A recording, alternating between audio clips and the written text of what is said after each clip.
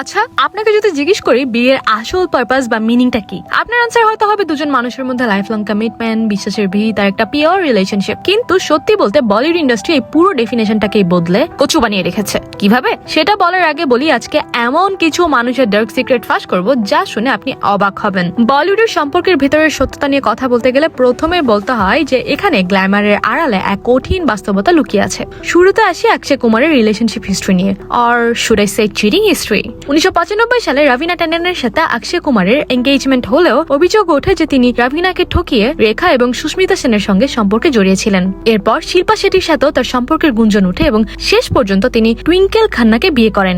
বিয়ের পর 2003 থেকে 4 সালের দিকে প্রিয়াঙ্কা চোপড়ার সাথে অক্ষয়ের ঘনিষ্ঠতার খবর চারদিকে ছড়িয়ে পড়লে টুইঙ্কেল খান্না শুটিং সেটে গিয়ে প্রিয়াঙ্কাকে চর মারার হুমকি দিয়েছিলেন বলেও জানা যায়, যার ফলে অক্ষয় প্রিয়াঙ্কার সাথে কাজ করা বন্ধ করে দেন।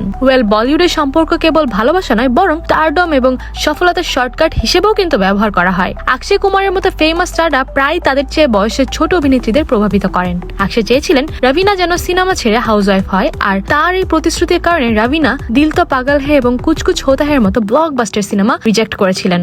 অন্যদিকে শাহরুখ খানকে পারফেক্ট ফ্যামিলি ম্যান হিসেবে দেখা গেলেও প্রিয়াঙ্কা চোপড়ার সাথে তার সম্পর্কের গুঞ্জন পুরো বলিউডকে কাঁপিয়ে দিয়েছিল। প্রিয়াঙ্কার সাথে শাহরুখের অতিরিক্ত ফ্লার্টিং দেখে গৌরী খান ইনসিকিউর হয়ে পড়েন এবং করণ জোহরের সাহায্যে নাকি প্রিয়াঙ্কাকে বলিউড থেকে এক প্রকার বয়কট করার চেষ্টা করেছেন বলেই শোনা যায়। এমনকি প্রিয়াঙ্কা নিজে স্বীকার করেছেন যে বলিউডের নোংরা রাজনীতির কারণে তিনি হলিউডে চলে গিয়েছিলেন।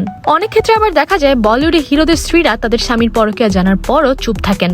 যেমন ধর্মেন্দ্র যখন প্রকাশ কৌরকে ডিভোর্স না দিয়ে হেমা মালিনীকে বিয়ে করেন, তখন প্রকাশ কৌর বলেছিলেন এতে ধর্মেন্দ্রের কোনো দোষ নেই। আবার মহিব কাপুর তার স্বামী সঞ্জয় কাপুরের পরকীয়াকে জাস্টিফাই করে বলেন যে ফিজিক্যাল চিটিং কোনো চিটিংই নয়। এই ধরনের জাস্টিফিকেশনের পেছনে সবচেয়ে বড় কারণ হলো সুবিধা হারানোর ভয়। সুপারস্টারের স্ত্রী হিসেবে যে বিলাসিতা এবং সামাজিক মর্যাদা পাওয়া যায়, ডিভোর্স দিলে তা হয়তো হারিয়ে যাওয়ার ভয় থাকে। যেমন ঋত্বিক রোশনের সাথে ডিভোর্সের পর সুজান খান অনেকটা অফ টপিক হয়ে পড়েছেন। বলিউডের বিয়েতে 10 থেকে 20 বছরের ডিস্টেন্স খুব সাধারণ একটা বিষয়। কঙ্গনা রানাওয়াত যখন মাত্র 17 বছরের তরুণী, তখন 20 বছরের বড় আদিত্য পাঞ্চোলির সাথে সম্পর্কে জড়ান এবং পরবর্তীতে অভিযোগ করেন যে আদিত্য তাকে শারীরিকভাবে নির্যাতন ও গৃহবন্দী করে রেখেছিলেন।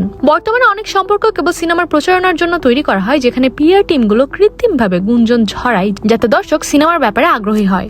আপনি শুনলে হয়তো শক খাবেন যে বিখ্যাত ওয়েডিং ফিল্ম মেকার বিশাল পাঞ্জাবি, যিনি দীপিকা রণবীরের থেকে শুরু করে সিদ্ধার্থ কিয়ারাদের বিয়ের ভিডিও শুট করেছেন, তার এক ইন্টারভিউতে একদম আস্ত একটা বোমা ফাটিয়েছেন। তিনি জানান বলিউডের এক মস্ত বড় সুপারস্টারের বিয়েতে মাত্র 2 মাস পরে কাহিনী শেষ, আর সেই একটা নাকি বিয়ের দিন এমন কান্নাকাটি আর ইমোশনাল ড্রামা করেছিলেন যে মনে হচ্ছিল ওনার চেয়ে লয়াল আর গ্রিন ফ্ল্যাগ বুঝি এই দুনিয়া তার কেউই নাই। কিন্তু টুইস্টটা আসে 2 মাস পর। সেই সুপারস্টার তখন একটা মুভির শুটিং করছিলেন, তখন ওনার স্ত্রী হুট করে ওনাকে সারপ্রাইজ দিতে সেটে চলে আসেন। কিন্তু সারপ্রাইজ দিতে গিয়ে বেচারি নিজেই শকড। মেকআপ ভ্যানে ঢুকে তিনি সেই সুপারস্টারকে অন্য অভিনেত্রীর সাথে আপত্তিকর অবস্থায় একদম হ্যান্ডস ডাউন করে ধরে ফেলেন। ভাবুন তো একবার, বিশাল পাঞ্জাবি যখন বিয়ের ভিডিও এডিট শেষ করে ওনাদের ফোন দেন, তারা নাকি ভিডিও দেখার মুডেই ছিলেন না, কারণ ততক্ষণে বিড়াল থলি থেকে বেরিয়ে গেছে। সোশ্যাল মিডিয়াতে তো ঝড় উঠেছে। সোশ্যাল মিডিয়ায় সবাই কনফিউজ যে কে এই কাপল, রণবীর দীপিকা নাকি ভিকি ক্যাটরিনা নাকি রণবীর আলিয়া। বিশাল নাম না নিলেও বলেছেন তিনি ওনার সময় একজন মস্ত বড় সুপারস্টার।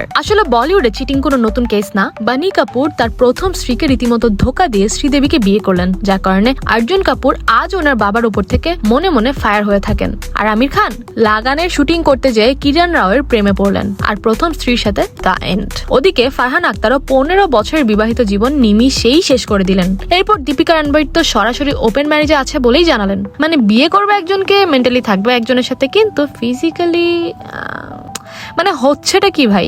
আজকাল বলিউডের বিয়েগুলো অনেকটা বিজনেস ডিলের মতো। ভেতরে ভিতরে অশান্তি চললেও ওনারা ডিভোর্স নেন না। কেন জানেন? কারণ হেফটি সেটেলমেন্ট আর বিশাল অঙ্কের সম্পত্তির ভাগাভাগি। একে তো মনে মিল নেই, তার উপর পকেটের টান পড়ার ভয়। তাই ইন্টারভিউতে ওনারা পারফেক্ট কাপলের মুখোশ পরে থাকলেও আসলে পর্দার আড়ালে জীবনটা কমপ্লিকেটেড জগা খিচুড়ি ছাড়া আর কিছুই না।